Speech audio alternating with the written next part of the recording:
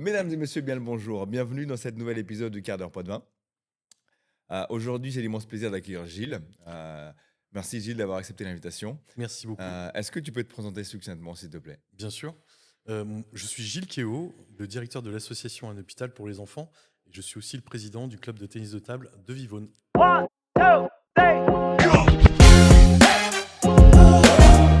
Je fais le clap à la main. Merci. Gilles, merci d'être là. Première question, de manière simple et spontanée. Comment vas-tu aujourd'hui? Eh bien, écoute, ça va très bien avec le beau temps qui est là. Aujourd'hui, je trouve que c'est cool d'avoir un petit peu de soleil, surtout avec ces derniers temps qui ont été compliqués avec toute cette pluie et Ouais, cette grisaille. exactement, exactement. Voilà, Ça fait plaisir. ça fait plaisir, ça fait du bien au moral. Ouais. Ok. Tu as des passions. Tu parlais tout à l'heure de tennis de table. Est-ce que tu peux nous parler un peu de cette passion-là et pourquoi pas d'autres passions justement que tu peux avoir? Eh ben oui, complètement. Le tennis de table, en fait, j'ai commencé ça tout petit, comme beaucoup de gens, dans le garage, avec Mhm. les frères et sœurs, avec les copains-copines, Ah avec ouais. papa, maman. Et donc, c'est en jouant au ping-pong, hein, clairement, qu'on a petit à petit acquis cette passion de renvoyer la balle, de comprendre les stratégies, de mettre des effets, mais surtout de partager un bon moment Mhm. avec son adversaire. Parce que même si on est adversaire, on va dire au bout de la table, dès qu'on sort de la table, Mhm. voilà, l'adversaire n'existe plus et ce n'est qu'une personne avec qui on peut échanger, avec qui on peut jouer, avec qui on peut rire, avec qui on peut pleurer, avec qui on peut avoir des émotions en fait. Mhm. Et je pense que c'est ça qui est important dans le tennis de table et dans le ping-pong, c'est de pouvoir partager des choses ensemble et qu'on soit à des âges différents, c'est pas grave quoi. Ok, ouais, je comprends. Ouais. Et c'est vrai que on a tous plus ou moins fait tennis de table, je Ouais. pense. Mais le fait de pratiquer dans un club. Alors, cette question, je pense qu'il y a beaucoup de gens qui peuvent se la poser. Comment appelle-t-on un joueur de ping-pong?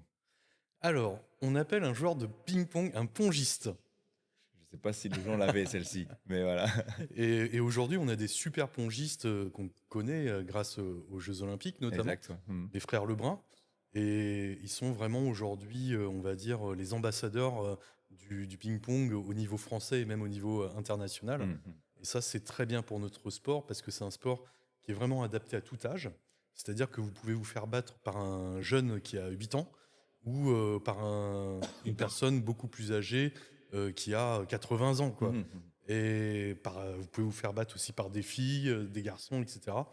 J'ai même une petite anecdote là-dessus, c'est que les Chinois qui préparaient à l'époque les Jeux Olympiques à Tokyo, ils ont fait jouer l'équipe féminine contre l'équipe masculine, et c'est l'équipe des filles qui a gagné. Ah oui. Ouais. Mhm.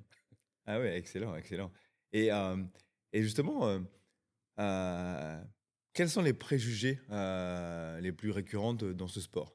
Le préjugé le plus récurrent, ça va être que c'est pas un sport, Mhm. évidemment, parce qu'on a tous cette vision du ping-pong au camping, Ouais, etc. ouais. Mais en fait, quand on est en compétition, on se rend compte que le rythme cardiaque augmente vraiment très très vite et que surtout ce qu'on ne voit pas, ce qui est pas forcément visible à la télé, c'est la quantité d'effets qu'on met, Mhm. c'est-à-dire les effets coupés, liftés, latéral, etc. qu'on peut voir plus au tennis parce que Mhm. le terrain est plus Oui, grand. voilà. On le Il faut voit plus moins au d'amplitude, ping-pong ouais. parce que la balle est toute petite, mais qu'il y a une quantité d'effets Mhm. assez phénoménale et que tout ça, c'est assez dur à contrôler et donc on ne se rend pas compte en fait de la capacité physique qu'il faut avoir pour maintenir une haute densité de jeu pendant un certain temps. Pardon. Et j'imagine que c'est aussi forcément des heures d'entraînement pour maîtriser ces gestes techniques, pour donner ces effets. Ouais, c'est vraiment des heures d'entraînement, beaucoup de coordination, on va dire, pour les tout petits. Mhm. Quand on commence vraiment plus jeune, on va travailler beaucoup sur la coordination des mouvements, des gestes, etc. Et quand on devient plus grand et on continue toujours à faire les mêmes gestes, c'est des gestes de répétition, comme pour beaucoup de sports, et pour que cela devienne en fait vraiment un automatisme. Mhm. Ouais, je comprends. Ok. On va quitter un petit peu du coup le monde du ping-pong. On va plutôt parler de ta deuxième casquette. Ouais. Est-ce que tu peux nous en dire un peu plus, s'il te plaît? Alors oui, donc je suis le directeur de l'association Un hôpital pour les enfants. Mhm.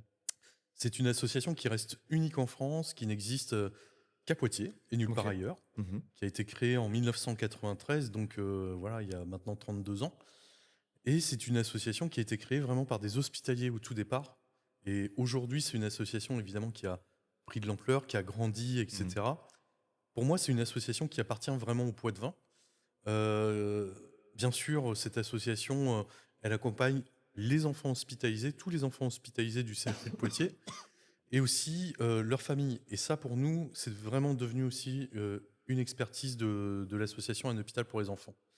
On a un lieu aujourd'hui qui s'appelle la bulle d'un hôpital pour les enfants, Mhm. qui est en train de finir de se réaménager.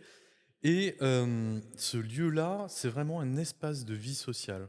Ok. En fait, c'est un lieu de rencontre où on va amener les jeunes hospitalisés et leurs familles pour des moments d'échange, de rencontre, etc. Parce que l'hospitalisation, je pense que vous l'avez tous vécu, Mhm. une hospitalisation, c'est comme le premier confinement. Mhm. C'est-à-dire que ce qui nous a manqué le plus, c'est les liens sociaux. Et en fait, l'association Un hôpital pour les enfants est là vraiment pour favoriser le maintien du lien social. En collaboration évidemment avec les équipes soignantes. Mhm. Donc c'est une association qui compte aussi des professionnels et des bénévoles. C'est une cinquantaine de bénévoles qui viennent soutenir notre activité. Mais voilà, il y a des professionnels vraiment présents au sein de l'association Un hôpital pour les enfants. Sur des horaires d'ouverture aussi, on est sur 52 heures par semaine, du lundi au samedi, de 10 heures jusqu'à 21 heures, et qui nous permet vraiment d'accompagner au mieux ces enfants-là durant le temps d'hospitalisation. Parce que l'hospitalisation, évidemment, c'est des temps qui peuvent durer plus ou moins longtemps. Mhm. C'est-à-dire, ça peut durer des heures, ça peut aussi durer des jours, mais aussi des semaines Mhm. et des mois. Et tout ça, ce temps d'hospitalisation-là, eh ben, parfois on peut se sentir seul. Mhm. C'est vraiment l'isolement qui est lié à tout ça.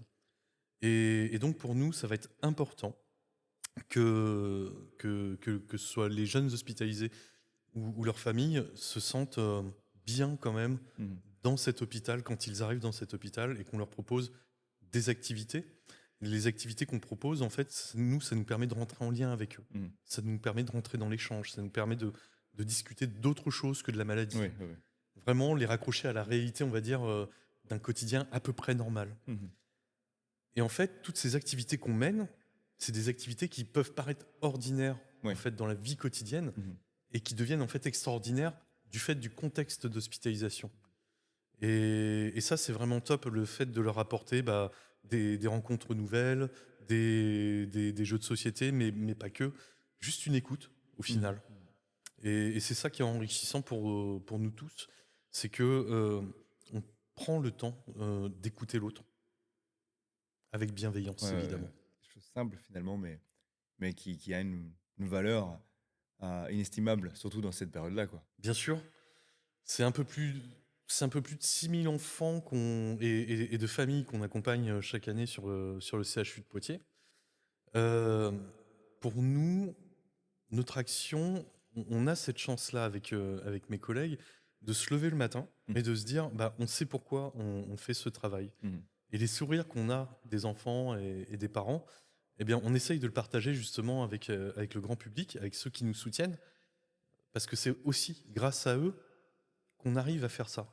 Ouais. C'est-à-dire, aujourd'hui, si on a beaucoup de soutien financier, c'est parce que on se bat tous les jours pour avoir un haut, un degré de service de qualité Mhm. vraiment très très haut. Mhm. Parce que voilà, on sent que c'est quelque chose, comme tu le disais tout à l'heure, qui est vraiment inestimable. Et moi, j'aimerais bien, si j'étais malade, euh, avoir ce Mhm. service-là Mhm. en retour. Mhm. Alors, si l'association est unique en France, c'est pas qu'il n'existe rien dans les autres hôpitaux. Aujourd'hui, on est reconnu comme un exemple à suivre. Évidemment, c'est pas moi qui le dis, c'est une étude qui a été commandée par le Défenseur des droits en 2019 sur l'accueil de l'enfant à l'hôpital public. Et dans l'étude Pardon. qui est menée, dans cette étude qui est menée qu'on peut retrouver sur notre site internet, on est cité comme un exemple à suivre Mhm. pour les autres hôpitaux. Il y a des choses qui existent vraiment dans les autres hôpitaux, mais qui sont faites vraiment de manière très différente de Ok. l'association. Ok. Et justement, tu évoques cette différence. Qu'est-ce qui est fait justement ici pour que ce soit vraiment pris comme référence? Eh bien, c'est le fait qu'on soit là tous les jours. Mhm. C'est le fait qu'on ait un espace d'accueil où les enfants peuvent venir et leurs parents aussi. Et c'est le fait aussi qu'on intervienne si les enfants sont bloqués en chambre à cause de telle ou telle maladie. Mhm. Eh ben, nous, on se rend en chambre Ah pour oui, leur proposer une ok. activité. Mhm. Vraiment, on a tout ce volume-là en fait d'activités. Et puis on intervient aussi dans d'autres services où les enfants pourraient être bloqués, Mhm. notamment les urgences pédiatriques. On intervient aussi en hôpital de jour, etc., etc. Ok, Vraiment. ok. Et alors, j'essaie de survoler un peu le sujet et de décaler un petit peu mes questions. Euh, c'est quoi la plus belle rencontre que tu as faite, justement? La plus belle rencontre que j'ai pu faire. Ouais, Pour moi, toutes les rencontres étaient ouais, belles. ouais. Enfin, il y en a plus que d'autres, mais Ouais. toutes les rencontres que je fais sont belles, en fait, que ce soit à l'hôpital ou à l'extérieur de l'hôpital, en fait. Parce que je me rends compte vraiment que les gens sont intéressés par ce que je dis, par ce que l'on fait, Mhm. et qu'ils ont envie aussi de participer à cela, à leur manière.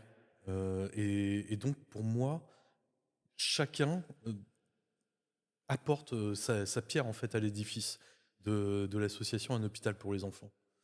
Et à partir du moment où on parle en fait de l'association, pour moi, c'est déjà une belle rencontre. Mhm.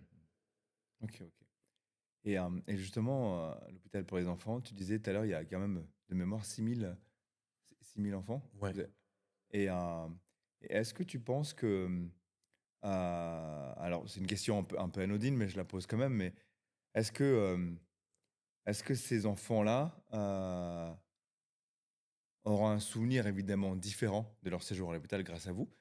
Et est-ce qu'ils te le rendent bien? Quand je dis quand ils le rendent bien, c'est dans le sens où euh, tu sens ce regard de reconnaissance envers. Ouais, Ouais, complètement. Alors après, ça dépend des âges. ouais. Parce que quand on parle d'enfants hospitalisés, nous, ça va de 0 à 18 ans. Mhm. Ouais, donc j'imagine que les tout bébés, voilà, ils se souviennent pas Voilà, ils se forcément. souviennent pas forcément de leur passage, mais ensuite, c'est les parents qui vont Ouais. se souvenir Mhm. du passage à l'hôpital.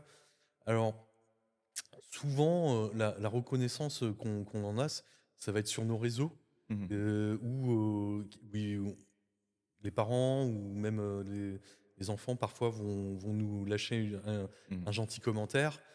On n'a pas de commentaires négatifs, en tout Ouais. cas, sur l'association Un hôpital pour les enfants. C'est très difficile quand même quand on est ressorti de l'hôpital Ouais. de revenir. Par exemple, si on est vraiment guéri, Ouais. etc. Ouais, donc une envie, c'est de Ouais, partir, quoi. et c'est normal. Mhm. Et c'est normal parce que malgré tout, quand on est hospitalisé, c'est rarement Ouais. voilà, c'est C'est pas rarement les camps une de bonne vacances, quoi. nouvelle. Ouais. Et donc, quand on est guéri, voilà, c'est difficile de Mhm. refaire le pas inverse Mhm. Je comprends. pour revenir. Mais on a quelques parents qui le font. Mhm. On a quelques parents qui le font, qui viennent, qui se proposent de soutenir l'action d'un hôpital pour les enfants, sans forcément revenir à l'hôpital, Mhm. mais par exemple sur des manifestations pour aider l'association. Et ça, pour nous, c'est hyper important Mhm. aussi parce que c'est une gratification de notre action. Mhm. Euh, donc, c'est vraiment encourageant. Et pour nous, c'est pour ça que c'est important aussi de sensibiliser le public. Pardon. Je t'en prie. Je comprends, je comprends. Et du coup, tu parlais tout à l'heure des réseaux. Et comment tu sensibilises justement le public par rapport à l'action que vous menez? Alors, on a différents, en fait, différents médias Mhm. pour sensibiliser le public. Soit effectivement sur les réseaux sociaux où on va montrer un petit peu une activité qu'on fait à l'hôpital. Soit ça va être aussi sur les manifestations de collecte de fonds Mhm. qui sont organisées au profit de l'association, où on va tenir un stand et où nos bénévoles ou nous-mêmes, on va expliquer aux gens voilà, ce qu'on y fait, tout au long de Mhm. l'année. Ou encore, là, ça fait quelques années maintenant, on a lancé l'idée des courses solidaires Ah oui. au sein du Poitou-Charentes, parce qu'en fait, c'est le lieu d'action de l'association Mhm. dans l'ex-Poitou-Charentes, et les courses solidaires qui sont organisées en fait par les écoles. Et donc, comme sur le principe d'autres courses solidaires comme Action contre la faim ou l'association Mhm. ELA, la leucodystrophie. Et nous, on s'est dit, écoutez, on va faire pareil, sauf que à la différence euh, de ces associations-là, qui sont au niveau national et qui donc n'ont pas forcément le temps de se rendre dans chaque école. Ouais. Nous, on va se rendre dans chaque école Ok. pour venir vraiment Mhm. sensibiliser les élèves et l'équipe pédagogique. Ok, ok. Et je te posais la question tout à l'heure sur les préjugés qu'on pouvait avoir sur dans le sport, le ping-pong. Aujourd'hui, est-ce qu'il y a des préjugés justement sur les actions que vous menez? C'est une Euh, question qui paraît vraiment ouais, décalée, mais je trouve ça intéressant d'avoir ton avis sur ça. mais non, c'est une très bonne question en fait. Euh, L'un des préjugés, ça va être, oh, ça doit être, c'est un petit peu le côté pathos parfois Mhm. qu'on peut avoir, c'est-à-dire qu'on penche la tête, oh le pauvre petit Ouais, enfant. ouais, ouais. Alors que non, l'enfant, lui, il va continuer à se construire. La vie continue pour elle. C'est-à-dire que il a ses envies de rire, de Mhm. jouer. Vraiment, quand on voit un enfant à l'hôpital, nous, on le prend comme un enfant. C'est-à-dire pas comme un enfant malade, Mhm. mais comme un enfant, avec ses besoins propres. Et, et donc, on va toujours partir de ses envies, Mhm. de son besoin. Et là, on se rend compte qu'on passe, en fait, dans 95% des cas, on va dire à l'hôpital, un très bon moment. Mhm. Un très bon moment où on va partager plein de choses ensemble, on va s'amuser, on va prendre du temps aussi à rigoler. Mais voilà, il n'y a pas que ça en fait. Et d'autres fois, on va nous dire aussi, l'autre préjugé, ah mais de toute façon, vous passez votre temps qu'à jouer. Mhm. Alors que non. Non, pas du tout, parce qu'il y a certaines situations qui peuvent être évidemment difficiles et compliquées, où justement il faut être un petit peu euh, psychologue et s'adapter à chaque situation Mhm. qui peut être vraiment très différente, qui arrive à l'hôpital, qui peuvent vraiment être très très complexes. Et là, le professionnel d'un hôpital pour les enfants est vraiment obligé de s'adapter. Parce que, évidemment, sur les situations les plus complexes, ça va être les professionnels qui vont être présents. Mhm. Les bénévoles, eux, vont être vraiment euh, justement du loisir avec les enfants, etc. Et sur des temps beaucoup plus réduits. Ils vont être présents sur des temps de 1 heure ou 2 heures Mhm. auprès de l'enfant et de sa famille. Tandis que le professionnel, lui, va être sur un temps plus long. Eh oui, forcément. Mhm. Donc voilà. Ok. Et est-ce que tu as une anecdote à nous partager justement voilà, sur un enfant qui a vécu un bon moment, enfin tu vois, un truc Ouais. dans le genre, hein. Eh ben, il y a pas si longtemps de ça, il y a des enfants qui vont lâcher leur téléphone ou leur console de jeu Mhm. dans la chambre pour juste faire Pour une... rejoindre. Non, même qui sont bloqués dans le lit, et juste parce que le professionnel est rentré, arrive avec son jeu de cartes, Mhm. son vieux jeu de cartes, vient faire une partie de crapette, Mhm. et là il a la banane. Mhm. Et ça, c'est une pauvre petite partie de crapette de cartes, c'est tout aussi, voilà, c'est encore mieux que le jeu vidéo, Mhm. Et c'est ça en fait qui est important, c'est ce lien-là qu'on construit Mhm. avec ces jeunes hospitalisés. Ok, excellent, excellent. Et on va quitter un petit peu du coup ce monde-là. J'ai envie de revenir un petit peu sur toi. Ouais. Euh, c'est quoi ta vision du monde aujourd'hui? Waouh.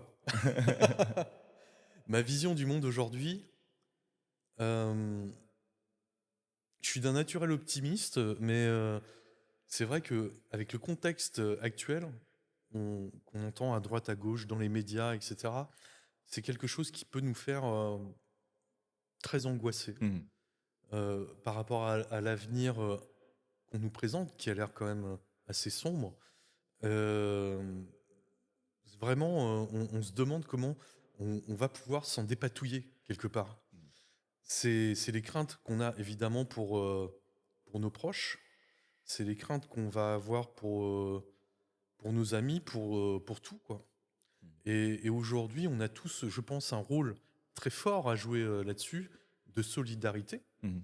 Et au contraire, il faut se serrer les coudes durant ces moments difficiles, compliqués en tout cas, et qu'il faut se rendre compte que dans tout un chacun, il y a justement cette bonté qu'on peut retrouver dans tout un chacun. Mhm.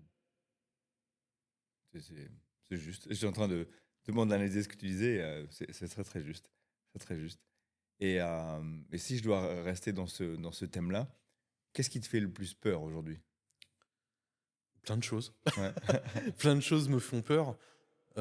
Évidemment, on a beaucoup parlé d'éco-anxiété en ce moment dans les médias, etc. Évidemment, moi, laisser une planète pour, mon, pour mes enfants qui va peut-être être plus vivable, on va dire, Mhm. dans quelques années, ça me fout un peu les boules, pour Mhm. parler crûment. Mhm. Euh, qu'on aurait pu peut-être agir plus tôt, qu'on peut tous agir, et qu'il est encore temps d'agir.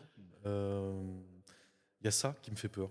Mais il n'y a pas que ça. Il y a aussi tout le contexte international, où on se rend compte que tout peut être balayé du jour au lendemain, tout peut être remis en question du jour au lendemain. On en a la preuve là avec les élections américaines et tout ce qui se passe Mhm. là actuellement. Euh, c'est quelque chose où on a l'impression de d'avoir le vertige un petit peu de tout ça en fait. Mhm. Et donc on essaye de se raccrocher, on va dire, à la réalité, nos proches. Et c'est pas forcément simple. Et c'est pour ça qu'il faut avoir aussi des moments où on peut souffler, des Mhm. moments pour soi, apprendre. On parlait du sport tout à l'heure avec le tennis de table. J'ai une autre passion qui est la pêche. Mhm. Et ça, c'est vachement bien aussi, Mhm. d'aller dans la nature et de ne pas réfléchir, pour le coup à ce qui se passe dans le monde, quoi. Mhm. Ok. À contrario, du coup, de cette question un peu sinistre, même si ça fait partie de la réalité de la vie, qu'est-ce qui, je parlais crûment, qu'est-ce qui te fait kiffer aujourd'hui? Ah, qu'est-ce qui me fait kiffer Mm. aujourd'hui? Et ben justement, ce qui me fait kiffer aujourd'hui, c'est mon équipe, Mhm. mon équipe professionnelle, mais aussi euh, m- mon club Mhm. de ping-pong, mes enfants, Mhm. ma femme. Ça me fait kiffer. Mhm. Ça me fait kiffer parce que on se dit que on peut aller on peut construire toujours de nouvelles choses ensemble. Euh, et donc ça me donne envie justement d'aller beaucoup plus loin dans ce que je fais, dans mes activités, dans mon action de tous les jours en fait. Ok. Et en parlant d'action, justement, comment tu combines ta vie pro et ta vie perso? Ah, ça c'est une bonne question. J'ai une super compagne qui est à la maison parce que c'est vrai que euh, mon activité professionnelle et mon activité, on va dire, associative club, c'est quelque chose qui demande quand même Oui. énormément de temps. Mhm. Pas forcément de temps de présence moins de temps de présence à la maison. J'avoue, je culpabilise beaucoup, mais comme Mhm. certainement beaucoup de monde. Et j'essaye de faire un maximum quand je suis à la maison Mhm. pour tous ceux Ouais, oui, oui. pour tous ceux qui sont là. C'est pas simple, vraiment à concilier, parce que que ce soit avec le travail ou avec le sport, je suis souvent sollicité. Mhm. Et donc, que ce soit par téléphone, que ce soit par mail, que ce soit. Voilà. Et, euh, et il faut arriver à prendre le temps, justement, de pouvoir être présent à la maison. Ouais, ouais, j'imagine. Ouais. J'imagine. Ok. Et tu parlais tout à l'heure de ta passion qui est t'évader un petit peu en nature. Mm. Peux-tu nous parler justement un peu plus de ça? Ouais, bien sûr. Qu'est-ce qui t'anime justement dans le fait de te retrouver dans la nature, de faire la pêche, Ouais. en l'occurrence? Alors, il faut savoir que c'est pas facile pour moi, quand même, d'aller à la pêche, Ouais. surtout au printemps, parce que je suis allergique au pollen. Et Ah donc, ouais. d'aller dans la Un vrai nature sur sujet, cette ça. période, c'est super compliqué. Mais en tout cas, en fait, quand on est à la pêche, même si je pêche pas beaucoup de poissons, hein, ça c'est Mhm. pas grave. Mhm. C'est vraiment en fait le fait de prendre l'air, d'écouter l'eau couler. Mhm. Mhm. C'est tout bête, hein. Ouais, ouais, ouais. Et ça permet en fait d'apaiser un petit peu l'esprit, euh, et justement de se déconnecter un petit peu de tout ce brouhaha du monde. Et je pense que c'est important de pouvoir se déconnecter, de respirer un grand coup. Et puis d'avoir l'excitation justement de la pêche, c'est-à-dire voir son petit bouchon défiler. Et Mhm. puis s'il coule, tant mieux. Ah, S'il coule pas, bah tant pis. Mais voilà, c'est vraiment cette excitation-là Mhm. au petit bonheur, la chance de Mhm. pouvoir avoir un poisson Mhm. au bout. Ok, ok. On va passer à un petit jeu où je vais te donner des mots et tu vas nous dire ce que tu en penses, ou ce que ça t'évoque. Euh, Par exemple, si je te dis Elon Musk. Waouh! Elon Musk, eh ben, ce que ça m'évoque justement ce que je disais tout à l'heure. Je fais ce que je veux. Ouais, Elon Musk, ouais. c'est je fais ce que je veux. euh, toi tu vis, toi tu vis, toi tu vis, toi tu meurs, quoi. Ouais. Grosso modo, c'est ce qu'il est en train de faire un petit peu là sur l'administration américaine. Et je trouve ça vraiment, vraiment dommageable Mhm. pour un grand pays comme les États-Unis. Mhm. Ouais, je comprends. Euh, c'est quoi ton cocktail préféré? Le Morito. Le Morito, d'accord, excellent. C'est quoi ton endroit préféré sur Poitiers? Mon endroit préféré sur Poitiers, il est au bord de la rivière, Mhm. évidemment. Il est près du Tison. Ok, Voilà, ok, ok. Très beau coin. exactement. Ok. LinkedIn. LinkedIn, c'est le réseau professionnel. Mhm. C'est un réseau professionnel pour moi qui est, je pense, aujourd'hui indispensable pour pouvoir mettre en lien justement les professionnels entre eux et partager peut-être entre, entre ce réseau-là des Mhm. connaissances et de l'expérience. Ok, ok. Toi, tu utilises beaucoup LinkedIn? Ou- Ouais, oui, oui, je l'utilise assez souvent, plus que d'autres réseaux sociaux, Ok, effectivement. ok. Instagram, justement. Alors Instagram un peu moins, parce que je m'y suis mis il n'y a pas trop longtemps non plus, Ok. mais je sais pas, c'est peut-être générationnel. Ouais, je comprends, ouais. Ok, et quelle est la couleur que tu aimes le moins? La couleur que j'aime le moins, waouh, le jaune, Le jaune, ok. Et à l'inverse, la couleur que tu préfères? le bleu, Le bleu, ok. Euh, L'odeur que tu aimes le moins? l'odeur que j'aime le moins, l'odeur que j'aime le moins, l'odeur du chou cuit, des choux de Allez, Bruxelles par exemple. on est d'accord, on est d'accord. Ok, d'accord, ok. On va changer un peu de sujet. C'est quoi le dernier livre ou le dernier podcast que tu as écouté Alors le dernier podcast que j'ai écouté,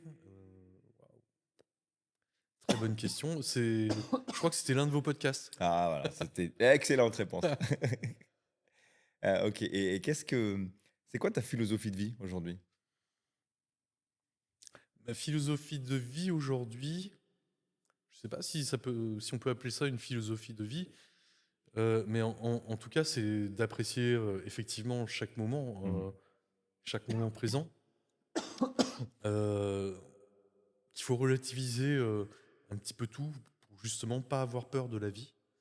Il y a des choses qui sont vraiment essentielles à vivre, mais il y a aussi en contrepartie peut-être des difficultés, mais ces difficultés-là vont vous aider à vous construire. mhm. Donc le tout, c'est de pas lâcher. Voilà, c'est surtout ça, pas lâcher. Excellent, excellent. Ok. Et, euh, et selon toi, c'est quoi le pire conseil qu'on t'a donné? Le pire conseil qu'on m'ait donné, très bonne question. Le pire conseil qu'on m'ait donné, on m'avait dit à l'époque quand j'étais beaucoup plus jeune que ça. Bien écoutez, je crois que je devais faire un bilan, j'avais fait un bilan de compétences Mhm, et on m'avait dit à l'époque, bien écoutez, vous n'allez pas jusqu'au bout des choses, mhm, donc vous ne réussirez pas ce que vous allez entreprendre parce que vous n'allez pas au bout des choses. Et je pense que c'est le pire conseil. Enfin, c'est pas un conseil, c'est même pas un conseil, mhm. mais c'était la pire Un chose qu'on m'ait constat, que dit. limite. Ouais, c'est un constat qu'on m'ait dit et si la personne regarde ce podcast aujourd'hui, ce vidéocast, eh ben, je peux lui dire, bah écoutez, voilà où j'en suis aujourd'hui. Bisous. Bisous.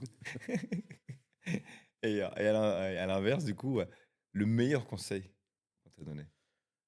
Le meilleur conseil qu'on m'ait donné, eh ben, c'est d'être moi-même, d'être sincère dans tout ce que je fais. Ça, Mhm, c'est mes parents qui m'ont toujours appris ça, à dire toujours la vérité, à être honnête avec les autres comme avec soi-même. Ça, c'est vraiment quelque chose Mhm. d'important, je pense, qui régule ma vie et surtout d'avancer, d'être toujours bienveillant avec les autres. Mhm. Et si là, tu avais une baguette magique et tu pouvais en fait discuter avec le Gilles étant enfant, qu'est-ce que tu lui communiquerais? Eh ben, je lui dirais, ne t'inquiète pas pour ton avenir. Mhm. Euh, Vis ce que tu as à vivre. Fais tes expériences, qu'elles soient bonnes ou mauvaises. C'est comme ça que ton caractère va se construire. Mhm. Mais surtout, ne lâche rien sur tes principes, sur tes valeurs. Voilà ce que je pourrais lui dire. Excellent. Et si je devais demander à un ami commun ce qu'il penserait de toi, à ton avis, il en sortirait quoi? Bonne question. Euh, Très bonne question. Je pense que il vous dirait que justement, je suis une personne qui ne lâche rien. Mhm. Qui ne lâche rien et qui, justement, ira jusqu'au bout des choses. Euh, Toujours au bénéfice des autres. Mhm. Parce que c'est ça aujourd'hui qui me porte vraiment. Mhm. Je comprends, je comprends. Ok. J'ai encore 10 000 questions à te poser, Gilles. Avec plaisir. Le temps court. Je vais juste te donner le mot de la fin. Par contre, je lance un appel. Si tu veux revenir faire un deuxième podcast pour les autres questions, ce serait avec grand, grand plaisir. Avec plaisir. Excellent. Je vais donner le mot de la fin. Si tu veux nous partager quelque chose, une expérience ou tout simplement un conseil, c'est le bienvenu. Alors, une expérience, un conseil. Oui, il y a beaucoup de jeunes aujourd'hui euh, qui sont dans une phase de réflexion, dans une phase même parfois un peu dépressive, Mhm. etc. Il faut vraiment qu'ils ne lâchent rien parce que c'est vrai que tout peut être angoissant dans la vie. Euh, il faut qu'ils aillent à la rencontre des autres, qu'ils discutent, qu'ils échangent et aussi qu'ils écoutent Mhm. et qu'on les écoute. Et c'est important de pouvoir partager ça avec des gens, évidemment, qui soient bienveillants avec vous. Et donc, il ne faut pas qu'ils hésitent à aller à droite, à gauche pour rencontrer ces bonnes personnes-là. Mhm. Voilà, tout simplement. Ok, très très sage. Merci beaucoup, Gilles, d'avoir accepté notre invitation, Merci à vous. d'avoir partagé ton expérience et du coup ta personnalité avec nous et avec les auditeurs. Merci d'avoir accepté la deuxième invitation. Ben, de rien. Et ben écoute, pour finir, je vais prendre mon appareil. Je vais D'accord. faire deux, trois images de toi. On Ok, va laisser tourner un petit peu les caméras en attendant. Mais le son ne marchera plus, donc on pourra discuter un peu tranquillement. ça Ça marche. te convient? Merci beaucoup, Gilles. Merci à toi. 1, 2,